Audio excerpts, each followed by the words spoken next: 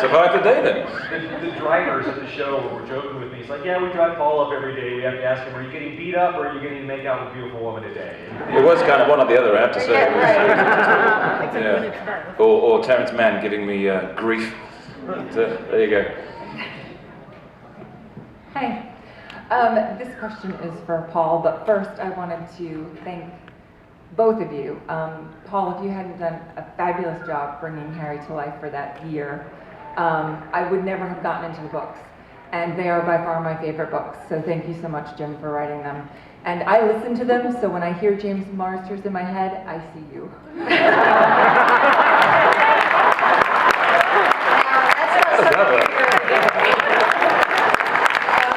That's interesting. So I was wondering if you had ever read any of the books, you know, even a couple before you took on your role as Harry.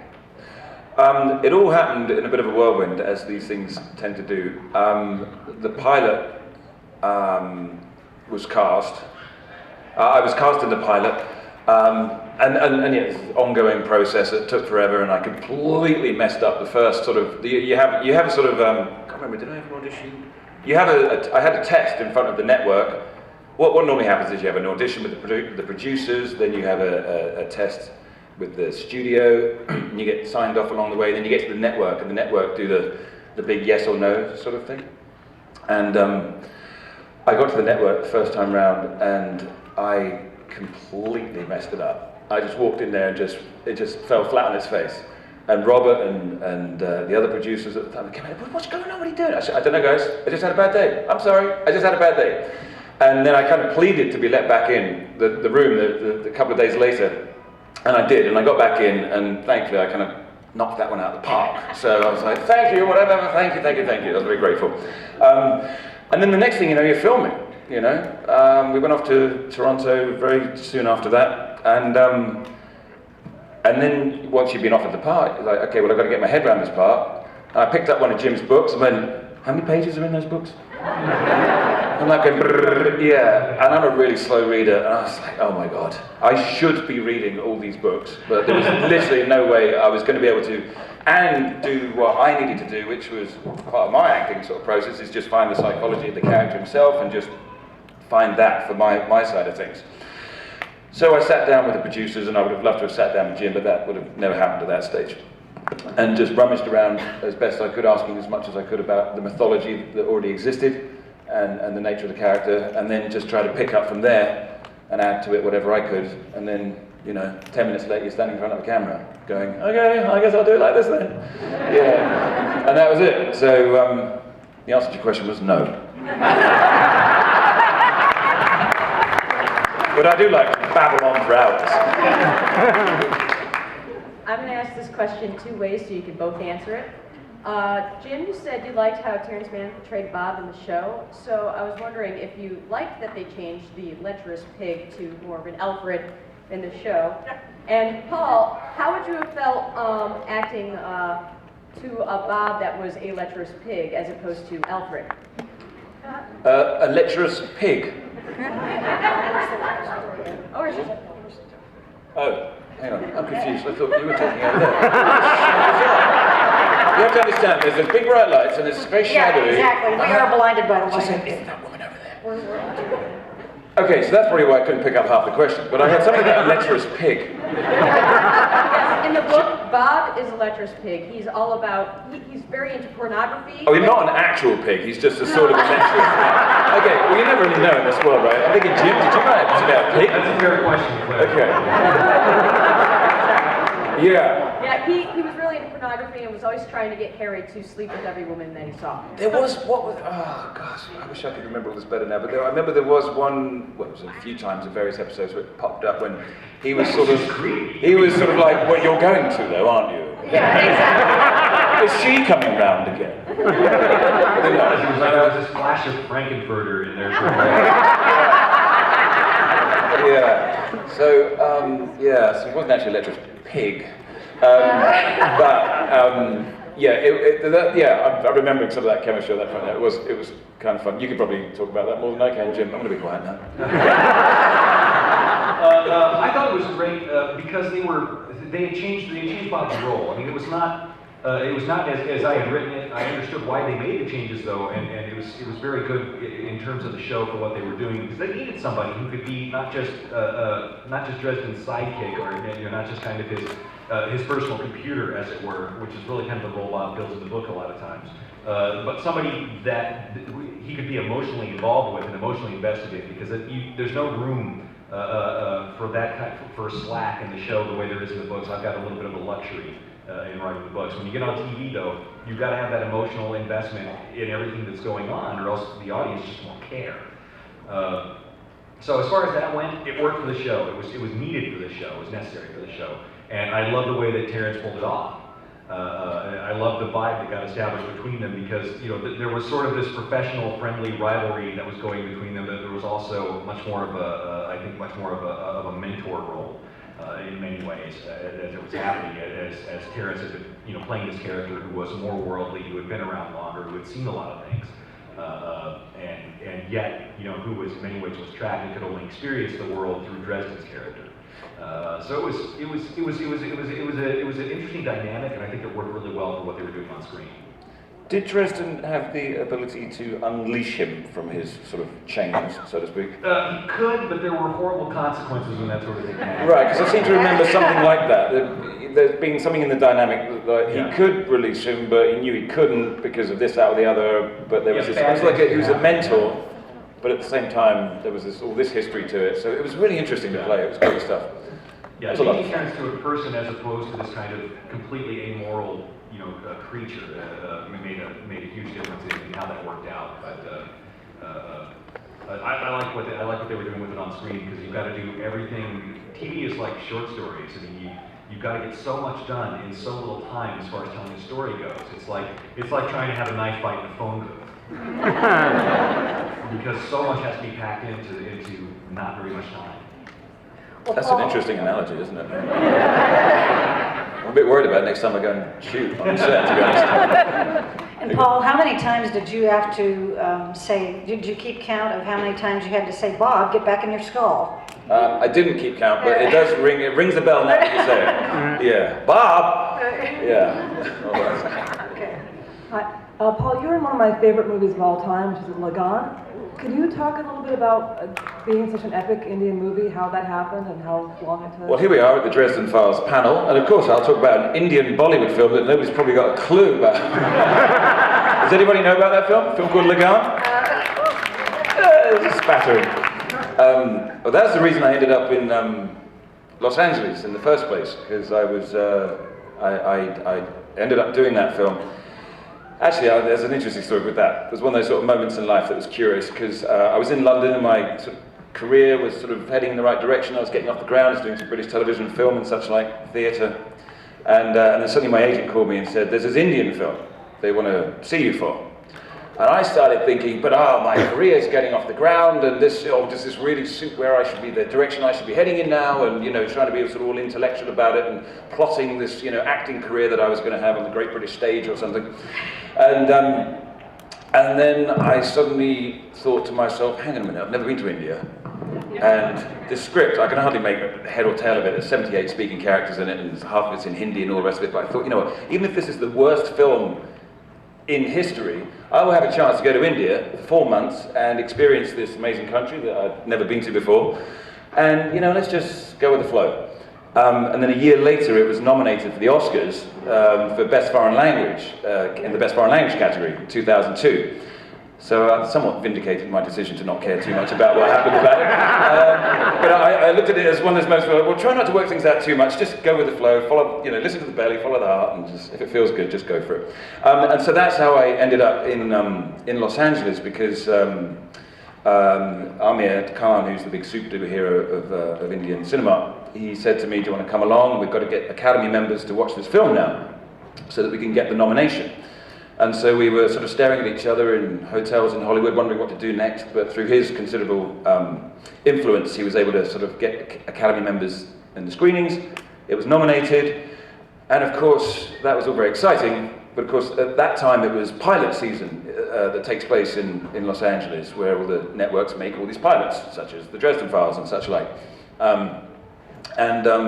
So I happened to be in LA whilst this was happening, and I called my agent in London. Then serendipitously, in a peculiar way, I met an agent, and then I was cast in a pilot for Fox Television that never got picked up. But a few months later, I was cast in a show that did run for a series. And that was it. That's how it all sort of began. That was how, you know, and then 3 or 4 years later, it's the Dresden Files, and a few years later, it's Arrow, and you're like, oh, this thing keeps going on. It was all because I thought I would just have a laugh with this Indian film and see what India looked like. You know? So, life's a funny thing sometimes, right? But, yeah. Well, how y'all doing? This question is for both of you. One of my favorite characters in the books is Kim K's. And I'm just curious, like, if you could have cast him in the show, what actor would you have cast as him? Oh, what? Yeah, okay, if I was going to cast Kincaid in the show? Oh, gosh, I don't know.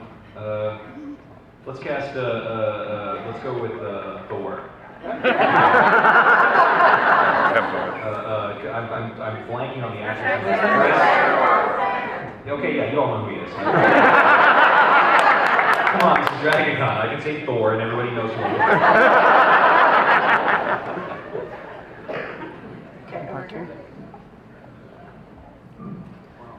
This question is for Paul.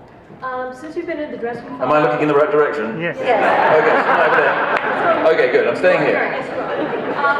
Dresden Files and Arrow, of course, and before that was The River. Were you a science fiction fan before all this? I've never really been a science fiction fan or a comic book fan, but something seems to be going on here, right?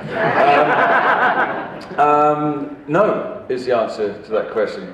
And the same thing's been said about Arrow with the... Did you read all the comic books and all the rest of it? And again, you know, you're shooting the television show, so in that case I was very much aware that, you know, well, they're creating a different world in the television show, so I'll just concentrate on what the producers are giving us each week. So I didn't look too much into that, but not a huge fan. Now, just as I got used to looking over there, you go and wander over there. You're not even listening to the answer. I'm kidding. So yeah, did that answer your question? Okay. This is for Paul. I know you mentioned that you hadn't read the books before actually portraying the character itself, but you discussed it with the network and whatnot, trying to find out how to make Harry, you know, your own character as well. I was just kind of curious what tweaks that you feel that you brought to the table as opposed to what the network provided. What I brought to the table? What tweaks? Well, like what changes that Tweets? you kind of, yeah, what changes? Oh, tweaks. Sorry, it's all about tweeting these days, isn't it? Sorry. I didn't tweet anything, I just kind of got on with it. I was tweeting my character process. Yes. But what you brought to the table to alter Harry, to make him like your own character, to make it, you know, your own part of that. Okay, you have to be careful, because you know when actors start talking about their process, it starts becoming very, well, whatever. I do have quite a process in creating a character. It doesn't kind of just happen when you turn up on set. And without banging on about it for hours, or pretending that it's any great high art or anything, all I concentrate on is, well, we look around at human beings, and from here, every one of us got our own story, that created our own life, our own background, that created our psychology, that created how we're behaving in this very moment, right? And in the scenes of a story, television, or whatever, that is the moment you're portraying. So every moment in your life is leading up to how you're going to react in this moment. So for me, what I was taught, the method of acting that I was taught was the psychology of acting. So I create a backstory, literally from moment of birth. There are glass next door. I think that's the...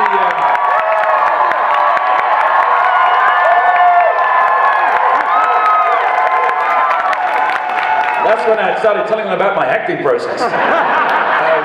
So basically that's what happens. Right? I think that's the Arrow panel, right? Is that I should probably be running next door in a second. So that's basically what happens. I will say that what I thought that Paul did that was not something that I was nearly as good at conveying in the books, is I thought that he conveyed kind of the scars that the character had carried with him very, very well. You know, you could see that Dresden had faced pain and trauma before and had been in bad, dark places. And when they said that they thought that he would carry that off really well when they cast him, they were absolutely right. He did a fantastic job with that.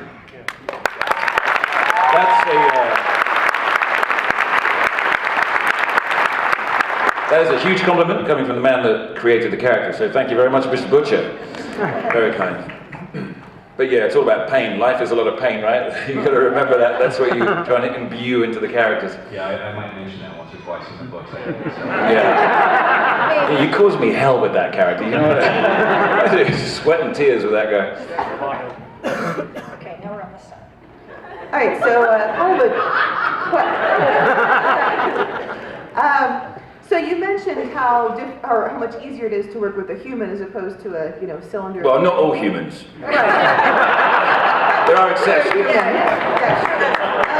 But then you said how handy the shield was. Was it weird to know that there was going to be these CGI effects coming in, and obviously it affects the process, but then also, Jim, did those effects look like what you thought they would look like when you were writing them? So when he goes, for Zaze, is that what you kind of picture, and how do you do that as an actor, just kind of both parts? Okay, I'm the good first shot. With CGI, it's just a horrible thing to act with. Doesn't matter what it is. It is what it is. But however, obviously, it's telling the story is all about imagination anyway. So whether you're doing it with CGI or a human being right here, there's still a bunch of lights and sweaty, sound guy and crew and grips and a director that's just waiting to yell at you or whatever the hell. It's not like it's that real anyway when it's supposed to be real. You know what I mean? So, but having said that, that is a lot easier acting with somebody and connecting with somebody. It's all about acting's all about listening, basically. As long as you've done all your homework and on your character and your scenes and all the rest of it, and then you kind of get to set and you kind of try and forget about that stuff and just listen to the other actor. And then that's when stuff comes out that you don't expect to come out, right? Because not the stuff you rehearsed in your bedroom last night, it was brilliant. Oh, I'm going to do it just like that when they shoot it. And you do that and they go, okay, can we do that again? Because that was awful, because you're trying to sort of create something which has already happened, right? So that's kind of boring. But if you listen to the other actors, then just stuff happens, right? So CGI challenges that somewhat, because there's not much listening you can do in a lot of those cases. But at the same time, it's still all imagined circumstances, so you just you can't sit there and moan about it, you just got to get on with it, really. So you get on with it, like you do with all these things. Jim? As far as the way that the effects got pulled off as opposed to what they're like in my head, my head has a higher budget, I think. Yeah. Because again, a lot of them did come off really cool, and there were a lot of the effects that I looked at and went, okay, damn, that looked nice. I'm down with that. That was great, especially the shield bracelet stuff. That wound up looking very cool when it was finally done. But I mean, my head is kind of in a Marvel comic books level explosions, laser beam stuff flying around sort of place, because I'm basically a 12-year-old child. But again, there's only so much money for them to make things happen with, and it's really, you don't really understand exactly how huge and complex putting a show together is until you're actually there. And you see this army of people that are trying to make things happen, and when Paul says, "Can we do that again?" and just as likely he's going to hear from the producer or the director, "No, we're an hour late for lunch. Everybody's hungry." Yeah. And that is the thing. You mentioned the money, but the time is absolutely just a huge aspect. Time. I mean, the entire they'll be there 16 hours a day, more than that often, to do 3 minutes of an episode. And they've got to do that day after day and week after week to get a season of the show done. So I mean, it's a marathon when you're making a show. I'll tell you one thing. I remember the pilot. What happens with the pilot is because they're trying to find the tone of the show. There's a lot more. They spend a lot more time shooting pilots, maybe 3 weeks or something. Right? I think that was it with Dresden. But then it's like, okay, we're making it into a TV show. You've got 8 days. It might have actually been less with Dresden. It might have been 7, I think. And then they tried to shave off a half day at one point, and everyone was just like, "You are kidding." But anyway, that's another story. What was my point? I forget what I was going to say. That's right. So I get there. So the pilot, we had plenty of time. But certainly from an acting point of view, I had plenty of time to do it. 3 weeks. We're laughing. But when we came to the first episode, to shoot in 7 or 8 days, whatever it was, I'm thinking, okay, so I'm in every scene. You get the scripts about like 2 days before maybe